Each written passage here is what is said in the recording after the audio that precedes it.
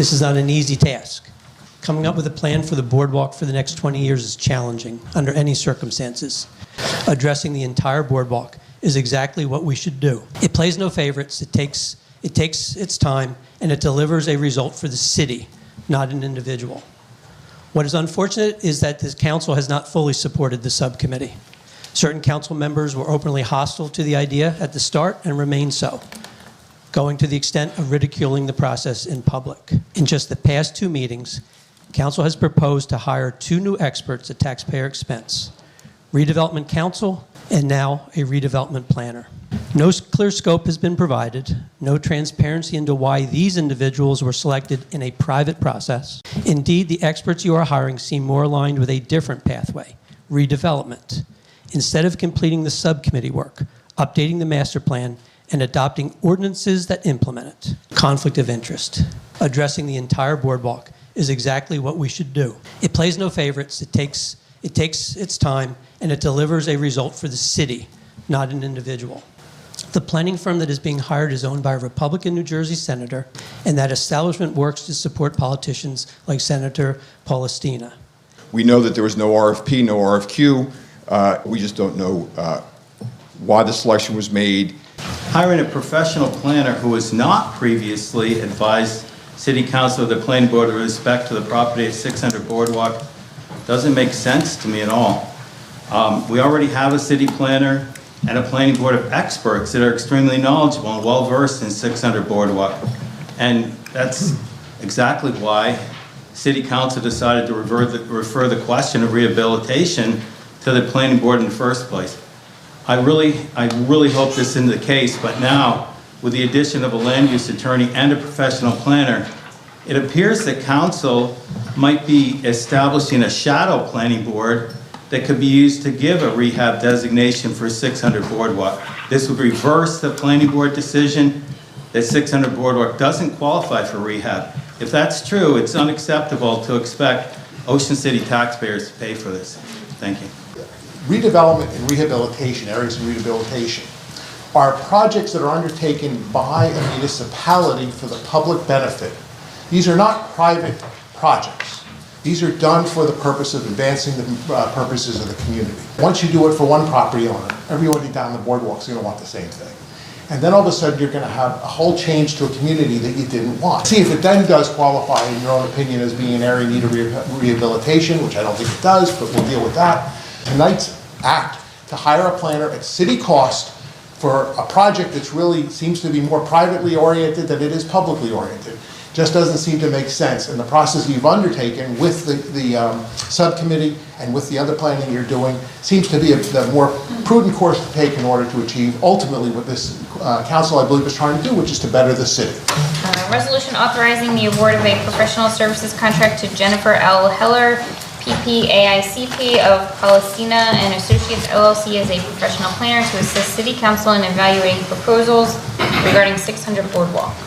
Okay, who pulled this? Dottie? So I think the mayor is, while he may support it, this is not his resolution, so I don't think he should be identified in here. All right, I can, Dottie, do you want to speak to this or should I speak to it? As I thought about it, and I've gone back and forth on this and given this significant thought, and I went back to kind of where we all started with this.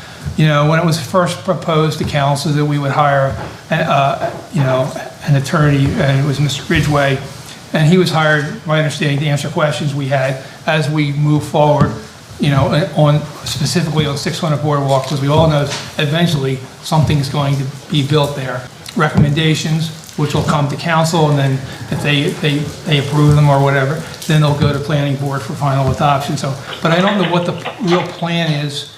They're going to start right away and start to decide what can be built at 600 Boardwalk. Mm-hmm. Well, we know what can be built at 600 Boardwalk. You just look at the zoning ordinance, and we know what can be built there.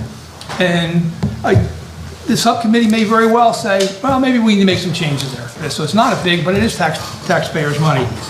I guess I'd be more interested, what is the scope of this proposed planner's job? What are we hiring this person to do? And I don't know what that is. Okay. Other than to determine what can be built there. Well, we know what can be built there. Not a hotel right now. The amusement park or whatever.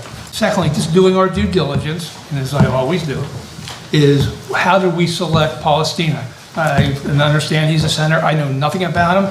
I don't know that he has any connection at all to Ocean City, but how did we come up with Mr. Palestina?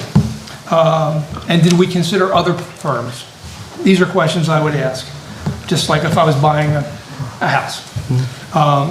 Why did he assign Jennifer Heller? She's got great credentials, but why did he assign her? I just don't know. Is there intent to advise us on rehabilitation or redevelopment, or what can be built there? I heard it was $17,000 maximum that we would pay for this, so it's not a big, but it is taxpayers' money. I guess I'd be more interested, what is the scope of this proposed planner's job? What are we hiring this person to do? And I don't know what that is. I would like to know. Is there intent to advise us on rehabilitation or redevelopment, or what can be built there? At that point, at this point, I may be able to support it, but I don't know right now, so I'd like to withdraw it. That would be my recommendation, withdraw it so we can get some more information. Okay. I'll move through this process. The public wants transparency.